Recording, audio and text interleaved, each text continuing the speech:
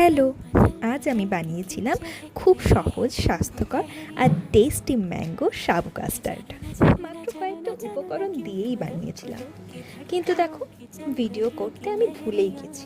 তাই শেষে ডেকোরেশনের ভিডিও বানিয়েছি। যাই হোক, আমি তোমাদের বলে দিচ্ছি। প্রথমে সাবুদানা 1 ঘন্টার জন্য ভিজিয়ে রেখেছিলাম। তারপর প্যানে দুধ গরম করে নিলাম। একটি বাটিতে সামান্য ঠান্ডা দুধের সঙ্গে কাস্টার্ড পাউডার ভালো করে মিশিয়ে নিলাম। তারপর সেটি দুধের মধ্যে ঢেলে দিয়ে নাড়তে থাকলাম। চিনি অথবা গুড় দিয়ে 3-4 মিনিট রান্না করলেই কিছুক্ষণ পর একটু ঘন হয়ে আসলেই ইন্ডাকশনটি বন্ধ করে দেব। তারপর ওটিকে ঠান্ডা হতে দিতে হবে।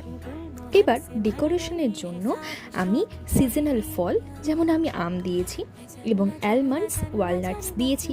ব্যাস, গরমের দিনে ঠান্ডা ঠান্ডা কাস্টার্ড খেতে এত ভালো লাগছিল যে কি বলবো। যাই হোক, আজ আসি, টাটা।